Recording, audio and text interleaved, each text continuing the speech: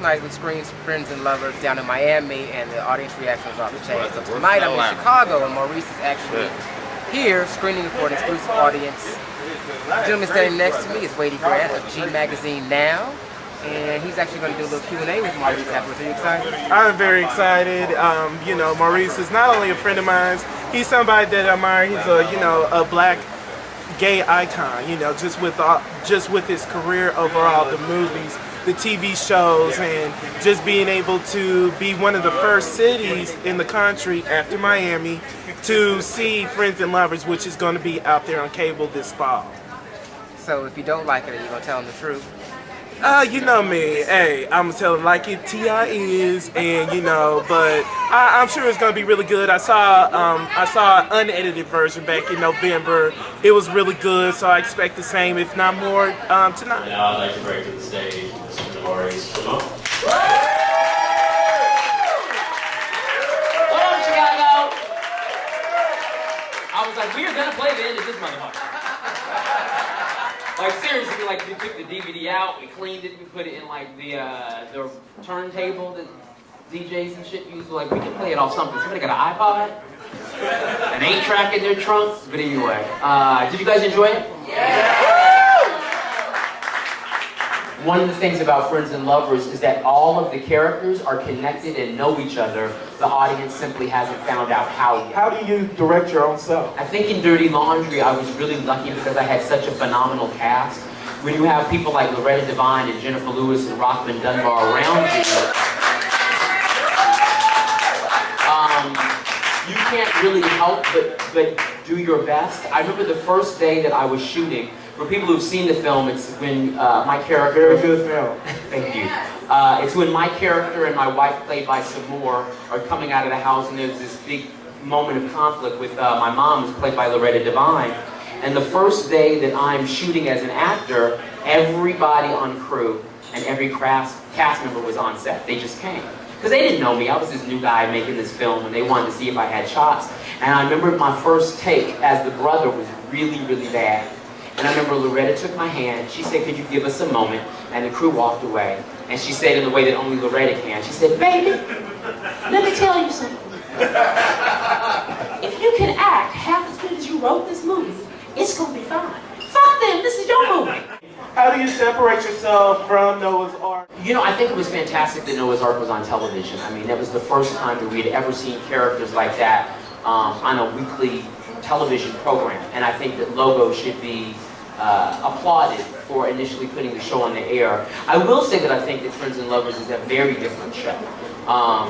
And I have fought against the fact that networks say, oh, it's just another Noah's Ark, because either there are gay characters or black characters, and that's kind of ridiculous. Because if we were to start comparing all the white shows on television, it would be a little ridiculous. Yes. So for me, I think that what makes Friends and Lovers different, honestly, is sort of the heart and soul of the show. I think there's huge comedy there, but all the characters really feel real. I feel like you sort of watch it and you're like, oh, I know him and I know her, and I know people that have been through stuff like that. I can't think of a show on television where you have black, white, Latino, Asian, gay, straight, transgendered, and lesbian. And if so, motherfuckers, I want to see it. Show me that. It was important for me that I couldn't put this show on the air without there being lesbian representation.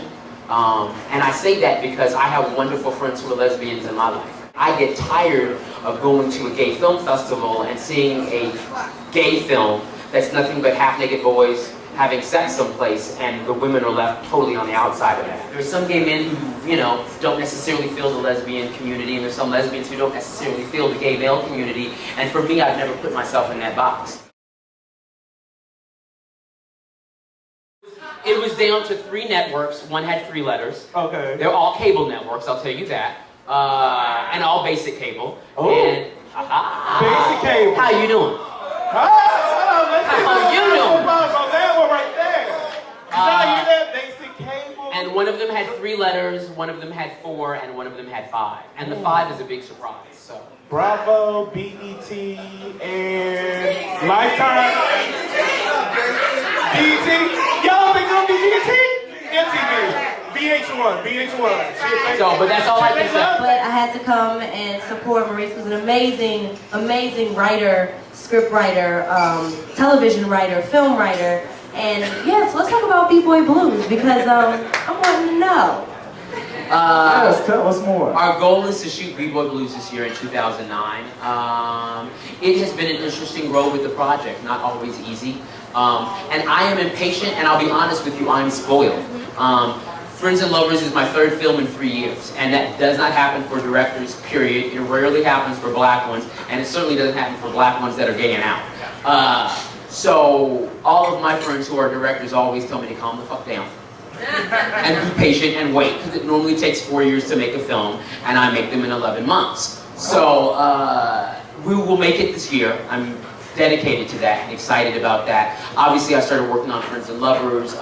James O'Hardy, who's the author of the book, started working on a new book series. So we both took a step away to do those other projects that would allow us to do B-Boy Blues the way that we want to do it, which is independent and fierce and fabulous. And do the book justice, because for me it was the first gay book I ever read, and I was so passionate about it. And when I meet people on the streets, they literally grab me. You know, they're like, look, don't fuck this movie up. I enjoyed the movie immensely. I saw Ski Trip, and I take my hat off to the director and the producer.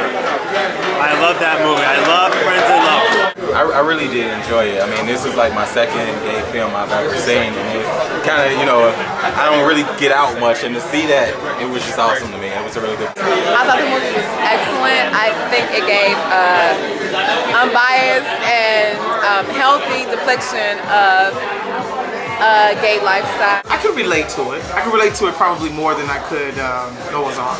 But I really enjoyed the picture actually much more than I thought I would. It was really funny, it was really well done, really well developed, like complex characters. I absolutely loved it. It was amazing.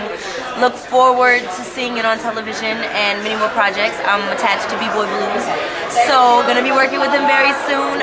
Maurice is just amazing, very, very gifted and talented, and much love. I thought it was absolutely amazing. The actors were incredible. I can't wait to see it on the big screen. I love it, and I support it all the way.